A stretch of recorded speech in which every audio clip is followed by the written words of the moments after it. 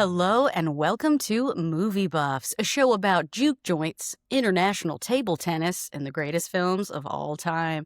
I'm your host, Shani B. And I'm your other host, Cisco for Misfit Minded. Each week, we check the gate and break down movies of all genres, from major franchises to indie darlings. And this week, we're covering two more Best Picture nominees. And these two, I think, are getting closer to being possible winners. We're talking, of We course. saved them for last for a reason. Exactly. This two on this episode, and then our next week are probably the highest chances of winning. Yes. I think, yeah. Totally. Mhm. We're talking, of course, about Sinners and Marty Supreme. But before we get into that, the newest installment of the Scream franchise came out this past week, and it's stirring up some interesting discourse. And I haven't seen it yet, but I really do want to hear your thoughts on it, because I think, where we both stand on this franchise, and it's an interesting thing to talk about, even though I don't quite have all the info. I still feel like I'm an expert in the field. So I want to hear your thoughts. Yeah, I know it's like a franchise that we both really love, so obviously I go to see me and my brother since 5. We've gone together to see all of them in the Let's go. theater. And I showed him the previous 4 too, so we're all like up to speed together. And I feel like, I don't know about you, but 5 and 6, I liked. I thought they were doing a great job of reinventing the franchise, using that as a way to critique reboot culture and toxic fandom and things like that. Like, I'm like, this is what Yes. Scream has always done. They look at the current state of horror, current state of movies, and they comment on them. And like, you know what I mean? That's what makes it such a unique, and like what I liked, in that franchise, why I think it's like up there for me is. Yes. And I would even say like it's one of those, compared to the rest of the horror like icons, like one where I would say pretty much all of the films are like competent. Like there's ones I like more than others, but there's not one that I would say is like completely unwatchable compared to like legitimately Halloween bad. or Friday the 13th or like some of those, Nightmare on Elm Street. Yep. And so I think that changed. I think Scream 7 is the one that kind Wow. of I can no longer say that Scream has no bad movies in the franchise, because it was shocking. It was shocking at like how inept certain things, for like a 7th film, you would think they'd have like the formula down, Totally. And right. I just think I had gone into it kind of expecting this too. Like, I hate to say that, but there was so much behind the scenes drama that like I was like, it's a miracle if this thing it gets put together Even comes out in a decent way. And like I think it fits well with the Paramount news that's going on too, where like these movies are being made because money. That's it. Yeah. Like, and that's what it felt like. I hate to be cynical about it, but like, just like Paramount probably getting HBO, and like over Netflix, like that's what's always going to win out at the end of the day. It's not, people's jobs are on the line, doesn't matter. The fans' connection to this story, to Sydney's story, doesn't matter. And it felt like that. Like I felt that in the writing, in the treatment of the characters, like, Sydney's story, like where she is right now, we've seen this before. Like we've seen this and we've seen it done better, like in previous versions. And like, they just had nothing interesting to do with her, and even less interesting to do with Gail and some of the other returning characters, like it was just such they're a just bummer, sort of dude. here because they have to be, but it's like, what is that, right? What does that even mean? And like, I don't know. Yeah, and the twist, it's one of the worst reveals, I would say. I'm not going to spoil anything, but like the reveal, it was like laughably bad, like just like Scooby-Doo mystery kind of reveal. And I mean, the only thing I could say was like decent was like some of the kills, but even that, we were kind of talking about it, like I don't go to Scream for some of these kills in here. I'm like, this is a Michael Myers like superhuman kill. Like this is not what Ghostface has his knife, and it's about stabbing, and it's about like getting like sneaking up on you. It's that surprise element. Personal. Yeah, it's much more personal and more motivated, and I just feel like they lacked that. And even hiring Kevin Williamson to direct, that felt like a they wanted to. If people don't know about it, Marissa Barrera got fired. She was the lead of the last two. I love her so much For too. her comments about Gaza, and then Jenna Ortega, Was like, left behind, like, and then good. and then the directors followed suit, and then there was a rumor that Christopher Langdon was gonna fill in, who did Freaky and the Happy Death Day movies, and like that kind of gave me like a little bit like, okay, I like him. Yes. Yeah, he kind of gets the meta humor of horror. Yep. And he dropped out once all those people like were, dropping like bodies, And so then like every step they took since then felt like just really cheap fan service of like, look at Kevin Williamson, he wrote the originals, like, and we're bringing Sydney back, we're bringing Nev Campbell back, and like, again, they didn't ask why. They didn't have a good reason, and I wish and it couldn't have been necessarily money related, because I feel like that's the difference here too, is it's not like 5 and 6 didn't make money. Do you know what I mean? Like, they did make money. People did go to see them. Well, that's what I'm also saying. Surprising. It's why it got made though, because those made money. 7 was going to happen regardless if there was a good script or not, or a good director. Like, it was going to get made. Yeah. So yeah. Yeah. I was talking with somebody about this the other day. It's sort of like, what makes this franchise more difficult to keep going into these like later installments is it's always been a personal story. And it's not that Michael Myers hasn't been a personal story, but Michael Myers has always never been human, even though he is a human, right? Like, from the jump, it's been like evil behind those eyes, right? He hasn't been a human with human motives, with like human faults, with the things that are part of what makes Scream so exciting, and like why I think it's believable that Nev Campbell can survive all these times, right? Well, and the tone, right? Because it's personal. The tone of a Scream movie is, while there's teens being murdered, is fun. These are like film fans. These are horror fans who are like trying to solve a mystery at the center of it. That's what the Scream movies have always been about. And this one lacked any of that. Like, I was saying to somebody, like, you could have replaced Ghostface with any other mask in this movie, and that's it wouldn't have even mattered. You know what I mean? Right. Like, that's what they wish they could do, but I don't think that they can do that here. Like, that's why I agree with you. Like, 5 and 6 are not quite like my favorite per se, but I do appreciate what they're doing, and I do feel like they fit into the world as it's supposed to be. Like, the way we're supposed to feel about these movies, the way we're supposed to feel about these characters. And it is kind of disappointing that like we don't really get to wrap that. Well, you know what it felt like to me? I think I might have even told this to you, that it reminded me a lot of Rise of Skywalker. And like, I hate to be a podcast talking about Star Wars, but like, hear me out. This is why it reminded me of it, okay? Because Rian Johnson came in and had a plan for what the third one was going to be. Nailed it.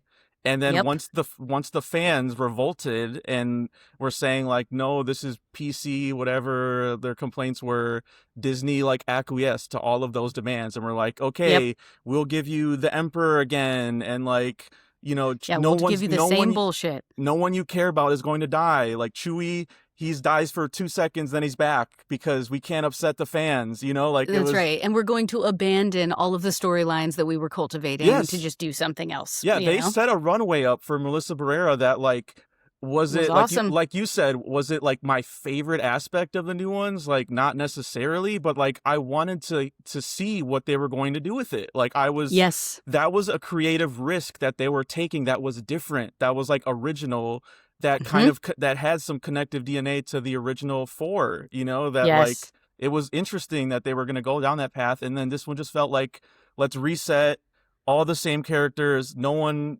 we're not going to kill off our, legacy. We're everything's going to be safe, and we're not going to do any creative risks, like that type of thing. And so disappointing. Just very lazy. And again, I hate to sound cynical about it, but that's what watching the movie. And there's people in support of it, people that just love Scream no matter what, and love horror no matter what. And like, I'm like, I can't be biased. I love all these Scream movies, and like, I'm genuinely like, this was a bummer. Like, this is a disappointment because it's not up to the level of even like my least favorite is Scream 3, and like I was like, this Scream 3 looks like a masterpiece compared to Scream 7. Like, I it's mean, like, again, like I know people, people they say what they want to say about Scream 3, but it like follows the map that hmm was set aside in front of it. It like sticks into the genre and honors the genre appropriately, and I feel like it's a valid enough twist in terms of, where they take you.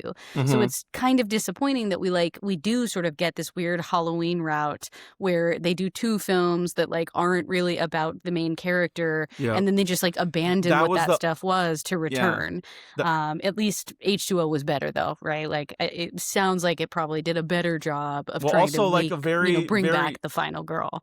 it was a very similar trajectory in those ones too, what we talked about, like the Halloween revival with bringing Jamie Lee Curtis back. We're gonna Yep. ignore everything that came before, and this is like a fresh reset, only to do things that have been done in earlier sequels. That's what made that trilogy, the new trilogy, so disappointing to me, and Yes. like why I give Halloween Ends a little bit of a benefit of the doubt that like at least they tried to do something Yeah. new. You know what I mean? Like Yeah. If I don't only know. the order was switched.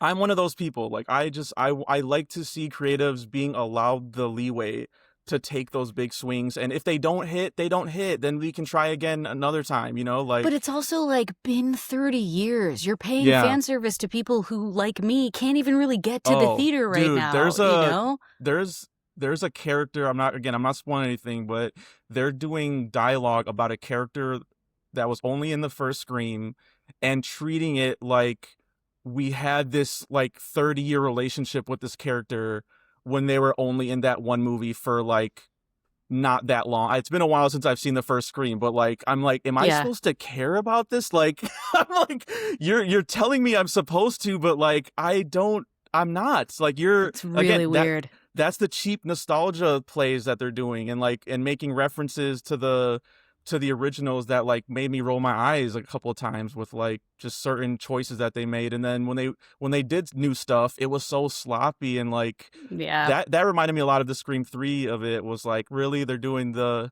voice changer thing, like, and it's getting too ridiculous now. And like I don't know what the next step is, honestly, because they're gonna make another one because this one broke Yep. the box office record. So I mean, Kevin Williamson is out here claiming he has ideas. I don't know what that means, but yeah. I think that is what goes back to what I, was saying in terms of like, this is not like the others in the typical slasher where he can just wake up over and over again. And that's the hmm problem is this is something that requires a grounded story to happen. And we at 7 movies, how can it be grounded anymore? Well, and Or also 6 like movies, I mean. and Or also is that right? characters you 7. care about, because even in 5 and 6, like I liked a lot of those actors they brought in there, and Mm-hmm. the new characters in 7, that's another thing I feel like they didn't, they're not faithful to the franchise and doing. Like I don't remember any of their names.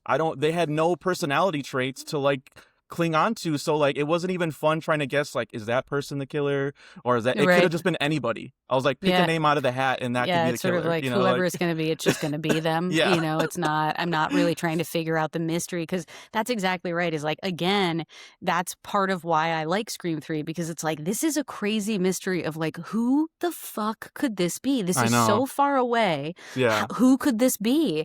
And I feel like if you can do nothing else, you have to be able to get your audience to really want to know who it is, And you have to not like set it just be up. waiting to find out who it is. Yeah, you have to set it up in a way that too, like that we could like guess, like, you Yeah. know what I mean? Because that's part of the fun of it too. I feel like Yeah, there's the red no herrings of it possible all. way you could guess what the reveal is in this movie. Because Okay. it's so dumb. I've Yeah. seen people post the like Benoit It's too Blanc, cheap. in the Glass Onion where she's like, it's so dumb, it's brilliant. He goes, no, it's just dumb. And like Exactly. that's what it felt like. People were like yelling at the screen, like, really? Like people were That's in my so theater. wild. Yeah, I Yeah. guess that's the one reason why I like don't love seeing these movies as they get later into the franchise because like people become more interactive in the space and I'm like, you have to shut up because I need to hear what's happening. But hmm like I guess that's the point too, is like you're Yeah. trying to play to both fan bases. You're trying to play to me, the nostalgic viewer, while also creating this like experience where young viewers can yell at the screen. And it's like, what? Dude, it was How? Those are two different audiences and they don't enjoy movies in yeah. the same way. I wasn't gonna talk about this, but because it makes me laugh every time I tell the story, I'll just real quick, and then we can get into movies. Yeah. Um, they sat directly behind us. It was like a group of teenagers, and I like immediately as Ugh. they sat down, I'm like, this is gonna be bad because they walked in Yep. 15 minutes late. That's always a Of red flag. course. You Yep. know what I mean? And Hmm. then they started getting progressively like louder and louder. Two different people told them to shut up, like And in the still, theater, and they still did kept they? going. Yeah, No. no, they didn't. Yep, they don't And listen. then the second time, this is what cracked me up though, because I was just like, man, the bar is in hell right now for movie going. Where she goes, so someone goes, shut the hell up or whatever, and then the girl behind me goes, it's a fun movie. It's not Schindler's List. I guess like And I that's what's just, so annoying about it's younger audiences is they're yeah, like, everyone came here to hear me make yes, jokes. And like, yeah. no, we didn't. We sure didn't. And I'm like, this is what, again, even more cynical of just like, this is just jangling nostalgia keys for people. And they don't even, they just have to be on their phone half the time, not pay attention, and can just talk, you know? And Yeah. like, that's the Ridiculous. audience that God. is Scream now, I guess. I don't know. That sucks. That sucks. I mean, this is probably a good segue if you have nothing Yes. else to say, because I do feel like I had seen Sinners originally, and then on this rewatch was watching it, and it actually did make me feel a kind of nostalgia for a type of horror movie they don't make anymore. So there's Okay. something really cool about how I feel like, when there is a really good horror movie, it gives you nostalgia for the original types of horror, for the kinds of horror movies that do keep you guessing. Even if you know the answer, you're still sort of like, oh, that's right, it's coming, right? Like Yeah. you're with the story in that way. And I feel excited to talk about Sinners today because Yeah. I Why don't feel you introduce differently it? Yeah. than I Okay. did Oh, the first interesting. time around. Yeah. Yes, Start us yes. off then. I'm curious. All right. So, Sinners, if you haven't seen it, it is about the infamous twin brother. It's about infamous twin brothers who return to their hometown in 1932 Mississippi to start a new life and a new business, only to find themselves confronting an ancient supernatural evil. The This is a Smokestack Warner. Twins. The Smokestack Twins. That's Yeah. right. That's right. It's a Warner Brothers production, R.I.P. And it was written and directed by Ryan Coogler, the new champ, basically. Yeah. Made for somewhere between 90 to 100 million, grossed 362.2 million, Mm, and currently holds a 96% on Rotten Tomatoes, which I think is a fair grade, an okay. appropriate grade this Yeah. time around. Well, so tell me about like how you're, because I already kind of gave my general thoughts on From Dusk Till Dawn a little bit. So, but Right. what changed about this second viewing for you? I'm curious. I guess I had less expectation the way that I did Mm-hmm. the first time, right? Like, I Yeah. think because I've been starving for a good horror movie, I really am like wanting someone to go above and beyond for me. And so I'm like putting, expectations that are a little unfair and too high into a space where I should really just be taking in what the artist is giving me. Right. And I feel like I tried to be purposeful about doing that this time. And therefore, I did connect a little bit more to the underlying themes. I did Mm, look for more of the visual representations of the story that he was telling. And I feel like, that's the purpose of a best picture, is to like have those layers where you want to rewatch because you pick something up every time. That's what makes the original Scream so good, is that like every time you watch, there's something new to pick up.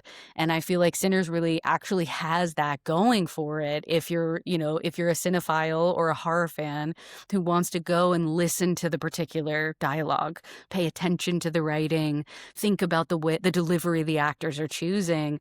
I feel like all that stuff hit much harder this time because I mm-hmm. wasn't sort of like, oh, everyone says this is the best movie ever, and now I'm having these expectations that have nothing to do with this movie.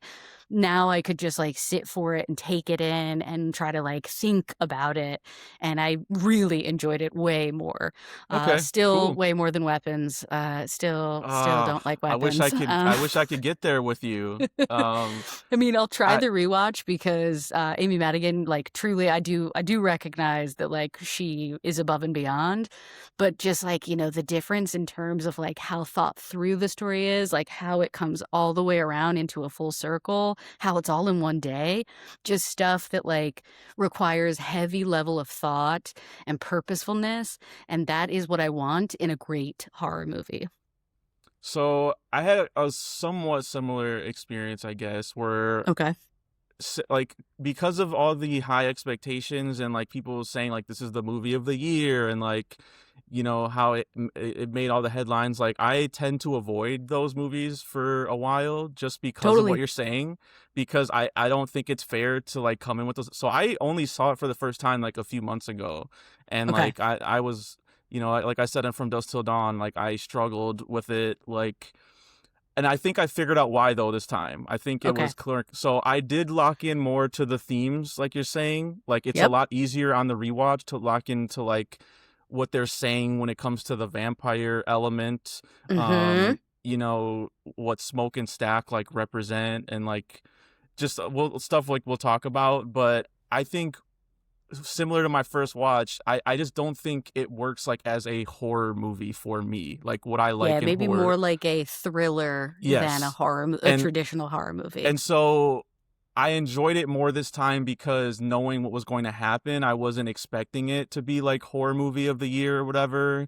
And Totally. and so that made me enjoy it more on the musical element and Yeah. the legacy element more than the horror, because honestly, I don't think even Ryan Coogler is that interested in the horror, because if you really take a look at the horror scenes, like traditional horror scenes that would be in a vampire movie, like biting of the Mm-hmm. neck and things like that, we don't really get to see much There's of not a that lot of stuff. inserts. That's true. There's No. not a lot of inserts there. There's some other inserts that are really fun and interesting, but not necessarily, those pieces like you're talking about. And like I think one thing that I didn't like the first time, and I think what would have made it maybe a little bit better, is like the beginning of the movie where we open with the main character and he's walking into the church and we see those we're intercut scenes from the end of the movie, like setting us up like it's gonna be this epic conclusion or Yeah. whatever like that.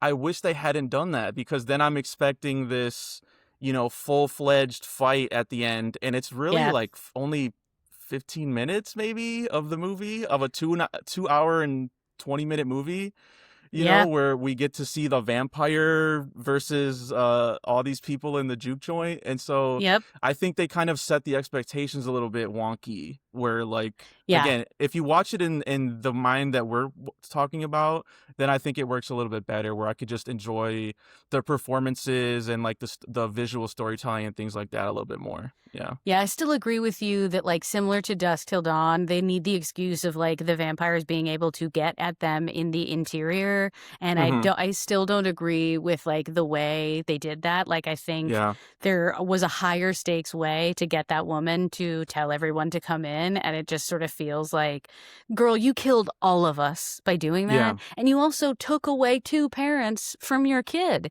Like, all you had to You know do what was else? survive so your kid isn't completely alone after this, and That's one. you couldn't do it. I'm glad you brought up that scene, because that was another flag that came up for me, where like inconsistent character choices, where we see I believe it's Smoke, right at this point. Stack is the one who gets bit. And That's right. so we see Smoke hit our main character in the face for when they do the garlic test. Like, so we know that Yes. he's not afraid to like incite violence when his life is on the line. And Mhm. then all he's gonna do when that chick is like yelling out is like put his hand over her mouth. I'm like, where's that? Where's that? Like Exactly. she's endangering everyone in that place. And like, yeah, I did not think that was like earned necessarily. And then even that garlic scene, I thought obviously they're paying homage to The Thing, which like, Yeah. love. He's obviously a John Carpenter fan, but like Yeah. the suspense of it was not there. Like that's the whole No, point of it's not there. that scene in The Thing. And like the suspense is the most we get is Delroy Lindo's character being like, Just being "Oh, I like, had too much to drink today." right. Yeah, yeah, It's exactly. Which I'm like, I'm sure that doesn't explain what's happening here. But I guess like that's exactly it is, the vampires don't come in for quite some time. And Mhm. then they face that same kind of conundrum that I don't necessarily like.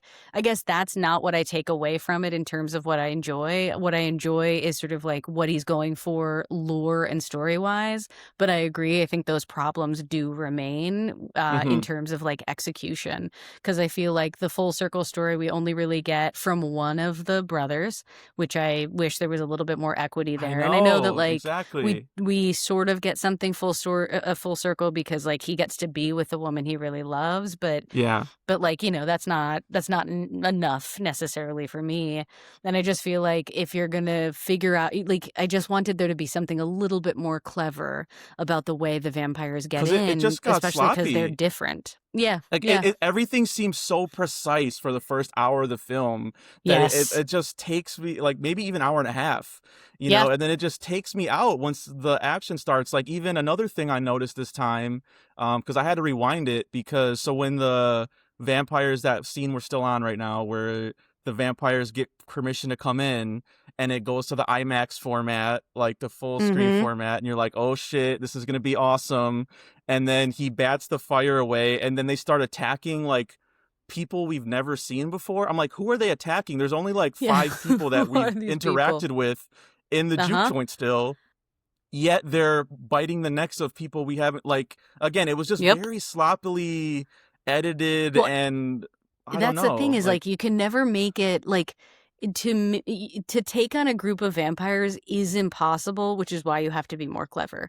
It doesn't mhm. work in From Dusk Till Dawn when, like, now there's all of these vampires, but they're waiting their turn to Can I attack tell me, you right? one Like, instance where it did work, where I think mm, they and he's Coogler has said this is an inspiration. I wish he would have watched like what they did more closely because I thought it's okay. so Demon Knight, the Tales from the Crypt movie. Um have you I'm ever not seen sure if I've that with seen Billy that. Holy Zane, shit. Jada No, Jada Pinkett no. Smith? Oh, I okay, I damn, I watched it gotta see randomly, this. like I watched it Okay. randomly maybe for Halloween last year. It's very recently, Okay. and Billy Zane is amazing in that movie. Like he's going full camp, and Always. he's not a vampire, he's a demon, but Okay. similarly they can't get into this hotel that everyone's trapped in. And so what he does is he goes and he starts picking apart people in the group and trying to like trick them with like their what they desire most, and he implants these like Mm. visions, like the devil basically, like That's this what is I, yeah, want more of. Exactly. yes. We could have had that. I feel like that was like such a great way because, like, I think it was Jada Pinkett wanted to be like a model or an actress or something. And so Okay. they get this like Hollywood, set where he's like, this could all be yours, like that type of thing. Yeah, yeah. And Jack Exactly. O'Connell could have done that. Like, that's another thing too, where I'm like, he's so good, but we barely get to see him. Like, it's, And part of the lure is that he, what's the word? He entrances. So mm-hmm, that's why I was like, where is the entrancing of these people? He's just sort of face value being like, I'm going to get in there and kill you eventually. He's no longer like doing the magic part of his kind of vampire, right? Like it does just sort of turn into, oh, these are just vampires who bite necks now. They're mm-hmm. not, the same kind of entrancing vampire that he was when he was using music to manipulate and, pull people towards him. Well, my favorite scene with him still, I think even on first watch and in this one, is when he kills Haley Steinfeld. Like I felt like that was the tone they needed to keep with him, where, the scene before that too was really good too, where like they're trying to get in and it's like they sing the song together and it's like this corny like jig and they're just like Michael B. Jordan's just like cracking up like, no, let him go, I want to see this. And then like they're like, we're gonna walk away real slow just in case y'all change your mind, and Mm-hmm. they're just being like, there's something off about them, but like they're doing it in subtle ways. Like I loved that where they started repeating each other's lines and then, they start touching Haley Steinfeld, like the woman starts touching her shoulder and being like Yep. fellowship and love and like, like that Yeah. type of stuff. Like that was the most horror like stuff to me where it's like, okay, we don't know what's going to happen. Are they all going to just like gang up What on they're going to her or do to like, her. Mm-hmm. and even then, when we see him fly up in the air and then it cuts away, like we rarely see Yeah, the we don't get horror anything. payoff, Mm-hmm. which is like to compare it to Weapons. I think there's so much more payoff in Weapons with that type of stuff, which is maybe Yeah. why I liked it more. Yeah, the Part of it. gore, I would say the gore of weapons is more successful, and Mm-hmm. the like visual horror of images that you're like, oh, is more powerful. I feel like that Mm-hmm. is probably that director's strength, is like horrific imagery. It's just sort of Mm-hmm. like if him and Ryan Coogler could Could get come together together, and make a yeah, and movie. like produce one another's movies a little bit here, we could have like a Quentin Tarantino, Robert Rodriguez kind of Mm. magic where like these two really interesting ideas and talented people can create something a little bit more complete for me, Well, because I think that's exactly it.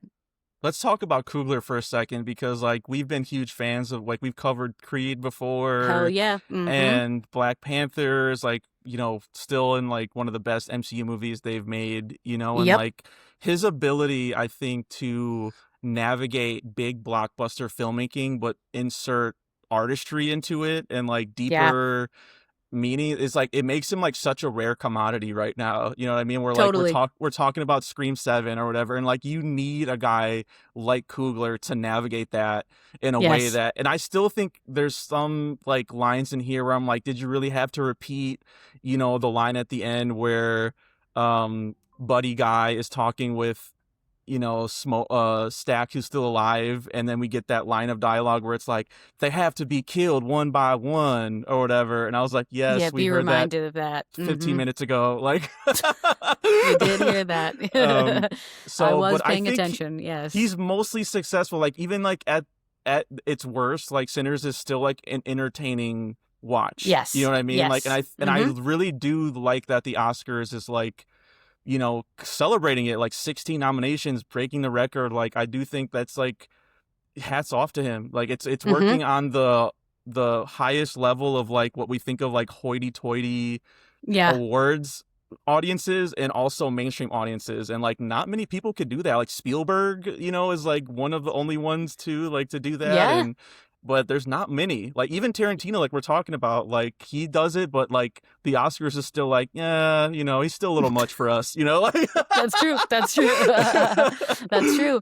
Yeah. Yeah. So. I think also on this rewatch, I was thinking, when it comes to Best Pictures, there's always usually like maybe an American Western that has to be in the mix. And I feel like Train Dreams was trying to be like, maybe that could be us, but I don't feel like they did it. And what I feel Mhm. like is this movie captured that kind of sensibility in a way. And it Or like was a a slave movie. movie. I was gonna That's what I say, was going to like, say. And it was yeah. finally a movie about people of color who were not just slaves or just like directly overcoming racism as the main storyline, right? Like set against the backdrop of the Jim Crow South, but And not actually like made. prioritizing that is the beginning and end, Yeah, I'm glad we're getting over that, where it's like, first of all, at first with those Oscars movies, they were made by white people, which was like, Always. why are you even telling that story? And then it was like, well, then black people, to get awards, they needed to make those type of movies. And I feel like now we're at the point where it's like, we can do different stories in that backdrop and not focus on that part. But like Yes. the moments where they are in that, like the moment where Delroy Lindo stands up in the back of the car and he like raises his fist and he's like, stand strong.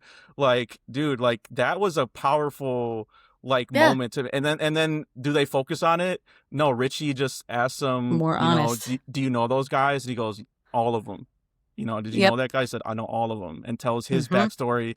Delroy Lindo, I mean, this guy, he should win an Oscar just for getting snubbed for The Five Bloods. I was going to say, Because exactly. Every movie he's in, he deserves to win something for how because in the he is hell, such a good I actor. was so angry about that. And so, like, again, like, even though I with a lot of these performances, I'm like, I wish they had more screen time. I'm like Mm-hmm. happy to see him, here, Yeah. like represented in Yeah. this category. And he does have a good amount of screen time. Like Mhm. he is there. He's present more than like a lot of the best supporting actor nominated actors are in these kinds of stories. So I do really appreciate that. And I think that's why, like, I agree. I don't know that this movie is going to take it. Like, low key, we're going to see how racist the voting body is. Right? Like, what type Well, of that's voting the whole body are we issue, really where it's looking at here? like, Are they going to if go Sinners after the loses, traditional, white winner? if Or are if they going to Sinners be loses, like, that's going to be hey, the headline, right? Like, the yeah. Oscars is racist again, and I don't agree with that Yeah, I though. guess I Like, don't it's want to boil it down to that, but it does sort of feel like there's something about how it's sort of like, there are some people who don't want it to win everything, and like Yeah. I that's mean, a I'm one of hard those thing because it's people, like, like, I think, like, it yeah, but has like some it's tremendous sort of aspects, the the musical combo sequence, like, yeah, give it the music Oscar for sure, you know what I for mean? Like, sure. it Yeah. absolutely Mm-hmm. deserves that, but, Mm-hmm. like, for Best Picture, I still think, like, there's stuff on race in one battle after another too, like, just because it's, coming at it from a different angle, that's Right. lesser of a I don't think so, I don't think that's how Well, and people should that's be why I'm viewing this. interested to see, because I do feel like the top three contenders are Sinners, Marty Supreme, and One Battle. I feel like those are the ones that are the most traditionally strong entries for like the Yeah. chance to actually win. And that's what I mean when I say like we'll see. Like, will the voting body allow for I do something think like it's this, or will they it's go traditional? It's Sinners and One Battle are probably 1 and 2, like, what Yeah. is gonna Yeah. win Best Picture or what's gonna and I do think they're both walk away with a lot, Yeah, to be for honest, sure. anyway, Agreed. so but, Agreed. yeah, I think that's a perfect transition into Marty Supreme. Let's go. If you haven't seen it, it's about a charismatic, self-absorbed table tennis hustler in 1950s New York who schemes his way through the sport to achieve international stardom. This movie is an A24 production. I'm wearing my crew neck today Let's in go. support. It was written by Ronald Bronstein and Josh Shafty, who also directed. Budget was between 60 and 70 million, grossed a total of 161 million, and currently holds a 95% rating on Rotten Tomatoes. What did you think, Shani B? I thought this was really interesting as the Yes. first entry where where the Safdies are not working together, but it still feels like a Safdie's brother Yeah, movie they, to they were me. going against each other because Josh had Yeah, Smashing Smashing Machine. Machine, yeah, Oh or man. Yeah, or Benny. But Benny, like yeah, I feel like, this movie was really good. I do feel like it did not need to be as long as it was. I felt like there okay, were like multiple parts where I was like, all right, now you're just like making me sit in this, and I mm-hmm, don't know what this has to do with his overall journey in a meaningful way. Like you're telling a whole story here, but you've like got lost on a kind of tangent that I'm like, I don't know that we need it. yeah, Everyone I thought was really good in it. All the actors, all the costume, especially the production design. Like, holy smokes, so good. And this is like one of those rare instances where I really like when a movie uses music from a different decade, but it like oh yeah, works over the oh time. hell yeah, we gotta I talk feel about like the that, music was so good, and Timothée was yeah, wild. He was yes, wild in this. mm-hmm, Interesting because I don't know, like, I guess that's the curious thing to me too, is like both in Sinners and this, the main actors are doing something next level, but it's not yeah. comparable. It's like too hard to compare them, I feel like, because they're also so drastically different in what they're looking to achieve. So I really enjoyed it. I found it super entertaining, but I also feel like there are definitely some areas, like some flaws that I feel like it could have lost. Well, I think with like Michael B. Jordan, he's getting a lot of like acclaim for like he played two parts, so that means he did twice the work. And like I hate that framing too, where it's like, yeah, that's an accomplishment where it wasn't distracting and didn't take me out, but I think it's too subtle. Like there are Yeah, times when I'm like, what's the I difference between I'm these not two sure who. characters?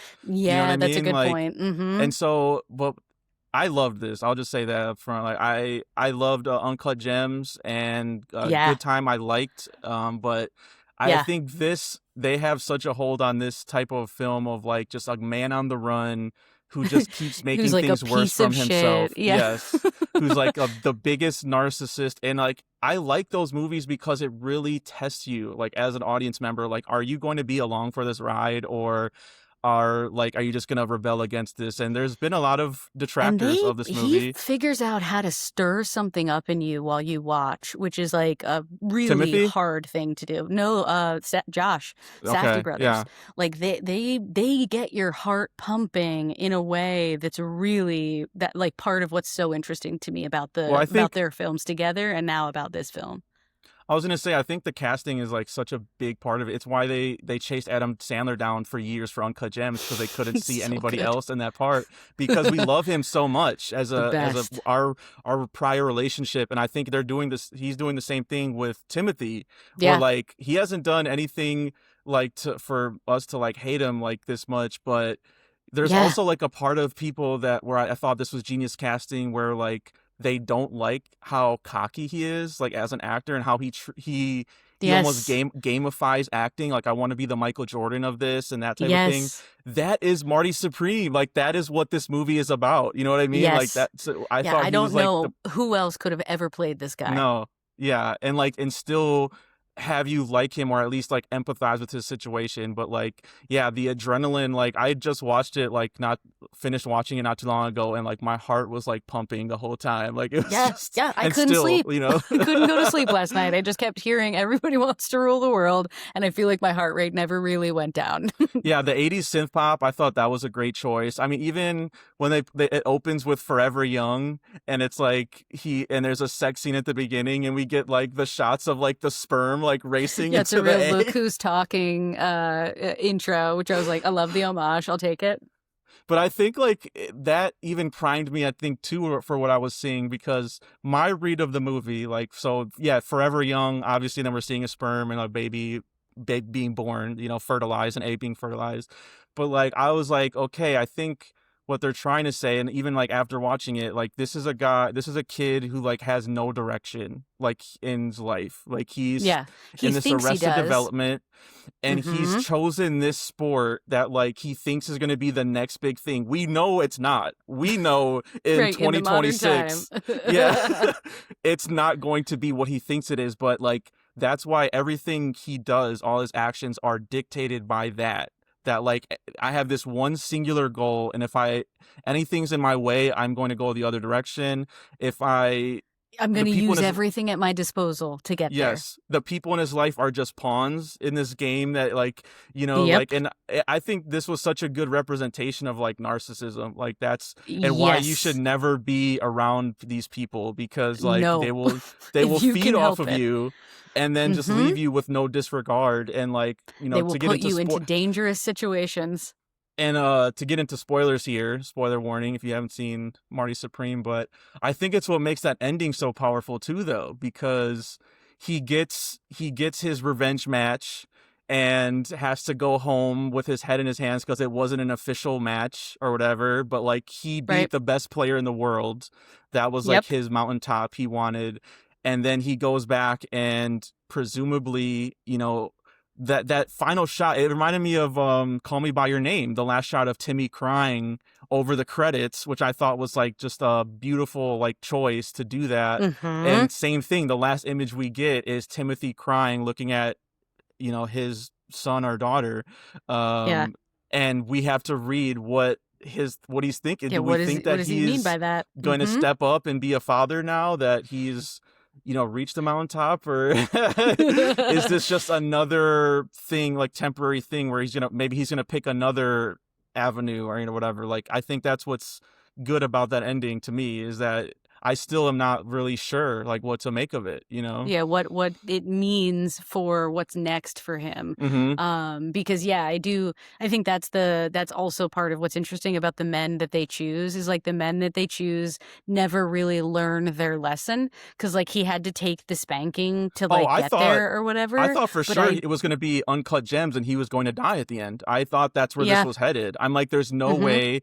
The guy that's looking for his dog, when that scene happened, I was like, oh my God, like, Yeah. why are we still dealing with who played by Abel Ferreira, by the way, which is like such hilarious casting.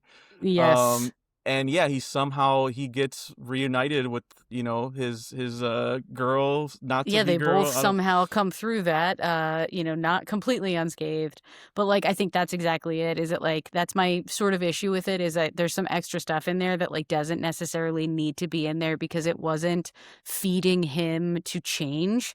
Like, it Yeah. wasn't about him learning a lesson from like, whoa, I really shouldn't have done that. He basically, like, the closest we get is like when he has to take the licks, but like that's not even it either, because that's just him sort of saying like, you endure abuse for the things that you want, right? It's not Yeah, about if being this is like, I what am it's gonna humbled, take I for do need to me. change my attitude, I just need to tell you what you want to hear, so you give me what I want, and that involves me taking some spankings on my sweet little cheeks.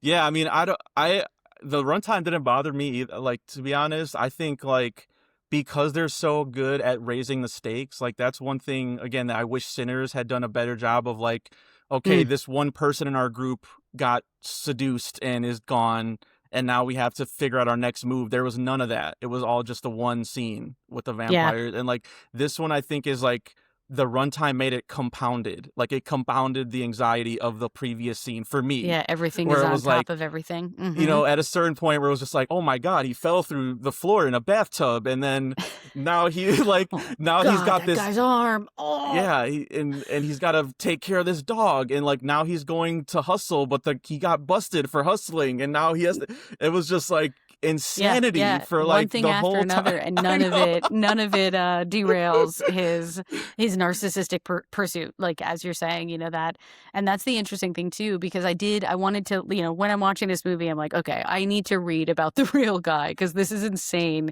If like Yeah. any of this is true, and I did read that like you know his family's like pretty disappointed because I think that he a lot of this stuff isn't true. A lot of it is It's not like a very added. loving portrayal of somebody. No, Yeah. it sure isn't. But like a lot of it was sort of like invented by, you know, Josh and the writer. And that's what's interesting to me about the Safdies too, is I feel like they hear crazy stories. And rather than being like, I'm going to try to make an entire film about this one crazy story, they're like, what if this crazy story happened on top of this one? What if this crazy story was also happening at the same time? And I do feel like that's the unique thing about how they like can get you into a place where so much is happening that you're really overwhelmed and overstimulated and you're just waiting for it to be over. But not Yeah. in like a kind of negative way, just in a way that it's sort of like that's not what other filmmakers are doing.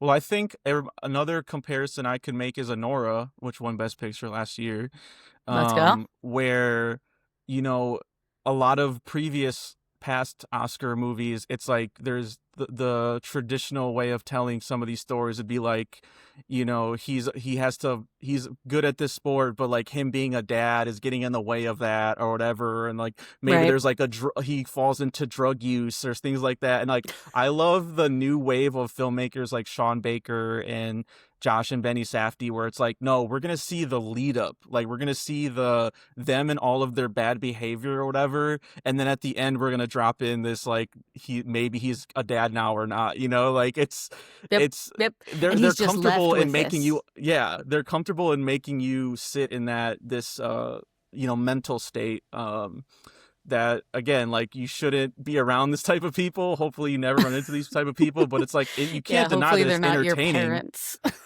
Oh, or friend or partner, like anything, like you just do not want to be If you can associated help with it. these guys. But yeah, that is a really good, like, if you are around a person who makes you feel the way that you feel when you watch one of these movies, they're probably a narcissist. Yes. This is a very good litmus test for that. And that, I think it's also, to your point, like, that's part of why Timothy's such a good choice for the casting, but also why he is, you know, in such strong contention as the best actor, because what really makes a narcissist so powerful is their charisma, is their Mm-hmm. ability to abuse people over and over again, and those people are Yeah. still like, "Ah, but okay." Right, I like those love people that. can't help but love this person, and it's just sort of like it's insane. It's also different from like an underdog we talked about with F1, the underdog story sports movie, where Yep. it's Yep. he's at the top, where he thinks he's at Yeah. the top of the world from the very beginning, you know. And so Mm-hmm. I love that we see that in his actions, where like he's calling Gwyneth Paltrow from the hotel and like, you know, pick Yep. up that's me in the newspaper, you know, and like just starts like flirting with her. And I thought she was great in this movie too. Like Yeah, I she's thought a that great was addition. another like inspired casting choice of like someone who used to be a leading lady and maybe is not anymore, but and maybe like took a step away from acting. She's got her like goop stuff and Yep. Yep. all that. So I thought that was great. And like their relationship in here, where like she's using him for sex too, but like that's just part of his, hey, like I'm And getting sex for yeah. their scenes together are really powerful in the way that he flips from like sort of worshiping her to Mm-hmm. demeaning her, to like Yeah. immediately, you know, trying to humiliate and demean her, and then coming right back around again with the puppy dog eyes. Like that's maybe his most narcissistic Well, storyline is with her. yeah, I think so too. That's why I've mentioned it, and I love she's one of the only one who like directly calls him on it too, at the end, where she like The she's like, actor would know what that yeah, is. exactly. That's why I liked it, and she even says that in the line, like he's not that great at acting, but he wants to be an actor, but he's not that great at it. Where he tries to return the necklace, and he's like, I was thinking about you, and Yeah, I I wanted shouldn't to have sell stolen this, this. but I just couldn't do it. Yeah.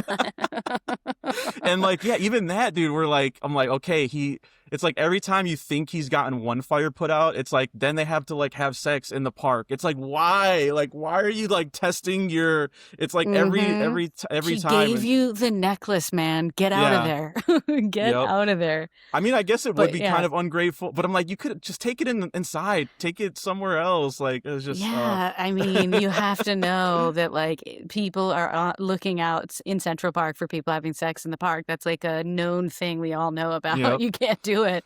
But yeah, and then also like for that to carry into him being like, but do you think you could just go and get me like another necklace? Like you said you have 25 Yep. of them, and he like tries to pull the puppy dog bullshit again, and you're just like, oh my God, he is relentless. Again, Or how about super narcissistic. another random thing that like really like stuck in me, where I was like, they didn't explain it, where he hits.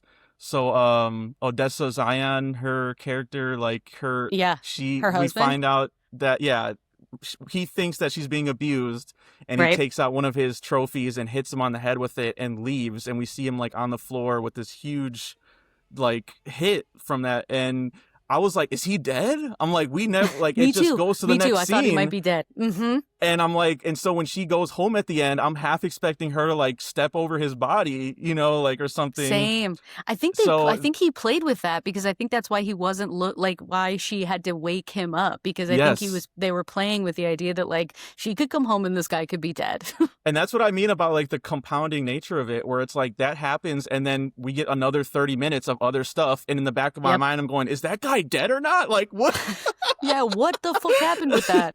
Yeah. It's true. Yeah, it's true. It's sort of like he ties up the stories that he went into a little bit, but those stories aren't necessarily necessary for the overall story. And that's sort of why I'm kind of like, I just feel like you got to be able to do a movie in 2 hours. Like I'll give you 2:15, but I just feel like when you're getting into the 2:30s plus, I'm like, man, I can't sit still for that. I just can't do it. Especially not if you're like out here trying to squeeze my heart so hard. Then I'm really sort of like, hey, come on, man, do me a solid here. While we're on the sports of it, what did you think of like how that was filmed? I thought all that was really well done. Kind of reminded me of Challengers, where it's like a sport where like I vaguely am familiar with like the rules and things like that, but just like Challengers, like they don't really take time to explain how the matches work, but a good visual director like Luca or Josh Safdie here, they just insert you into the action of it. And I'm like, okay, they got this many matches and you have to get to 21. Got it. Let's go. Like it's and it's just the game. Yeah, it's the gaming. It's not the sport, which I do appreciate in both of the spaces, because I feel like, like depending on the movie, too much of the sport kind of is like, okay, now this movie is just one thing. And I think this movie did a really good job of being like, this is a drama, and like just like how Sinners is like set against a backdrop, like so too table tennis is sort of like the set against backdrop of like this crazy man, this like insane, charismatic, narcissistic man whose life revolves around that. But like I think it's something like there's like less than 10 minutes of him actually playing ping pong in this it's not movie, a lot, which is awesome. Yeah. But it's like, it makes those matches like more suspenseful to me, where it's like we have all the context of him in the previous 24 hours before this match, like how is he keeping it together when he almost just got shot for trying to get this damn dog? Like, dude, that scene trying was to steal like this dude's money. Like, it's like all these schemes that he's coming up with, and some of the other people we have in here, Kevin O'Leary, Tyler the Creator, they always put these I wish there was more Tyler the Creator, honestly. I do feel disappointed that like his storyline kind of went nowhere, because like he didn't get to show up and be a hero. Even Marty Supreme kind of used him, and I was like, oh, fucking come on. I think that was kind of like what we're talking about, though, where like he clearly thinks that they're friends, the Tyler the Creator character, and but they're not. He's just using him for his cab and to do the table tennis scheme. And for the hustle. Yep. Yeah. And so that's it. And then at the end, we never. It's heartbreaking, kind of, when he's like, he wants to say hi to him and he can't because now he has to settle this dog scheme that Yep. is still unfinished. So yeah, I thought this was. And then the last thing I'll say, like, just the production design, like you were saying, and the costumes, things like that. Like, everything felt like so authentic to the time period. Like Jack Fisk, he's like a legendary production designer. He did Killers of the Flower Moon, like, among many others, like, did this movie. Pristine. You know, so yeah. And then what we were talking about with, like, the secret agent of, like, all these people that just, like, look New York, and, like, from that, like, the messed up period. teeth, the different bodies, different body faces. types. Yes. Like, I just, that I love seeing that in, like, movies because it's so rare now. So Josh and Benny do such a great job with that every time. Yeah, the authenticity is there, and I think these movies are definitely movies I would recommend, like, for their own reasons. But these are movies I would be like, oh, if you haven't seen it, like, you might really like Sinners, or if you're in the mood for something insane, Marty Supreme is right up your alley. But like, they're both pretty much worth watching. At a baseline, they're worth watching. I agree. I recommend both as well. And I was just going to say that, like, I would say Sinners is much more rewatchable in the sense that, like, you can just sit back and kind of take it in. And, like, I have not went back to watch Uncut Gems since it came out, I don't think, because same. I don't really rewatch the Safdie movies. It feels like you're working out, kind of, when you're on that thrill ride, But they're, again, both recommend. If you haven't seen Marty yet, definitely go see it. It's worth your time. Absolutely. So. Absolutely. All right. I think that about wraps it up for us. Let's remind the people where they can find us. Get your fix and follow the show at We Stay Buff on Instagram, Facebook, Threads, YouTube, and TikTok. And you can follow me personally on all the socials at It's Me, Shani B. So you never miss a rep. Subscribe to the podcast on Spotify and Apple Podcasts. Please leave a positive review. 5 stars, 5 stars, 5 stars. Follow me on all the socials at Misfit_Minded and my website, misfitminded.com. We'll be back next week covering the final Best Picture nominee, one battle after another. So excited. And we will, of course, rank these top 10 Best Picture nominees, which is not going to be easy, but is going to be very fun. I'm going to have to go back, I think, but we'll do it. We're going to do it for you guys, so you don't have to. We're going to do it. Thanks again for listening. We'll catch you next time for another edition of Movie Buffs. Until then. I was born in 1601. I'm a vampire. I've been around forever. I've met many Marty Mousers over the centuries. Some of them crossed me, some weren't straight, they weren't honest, and those are the ones that are still here.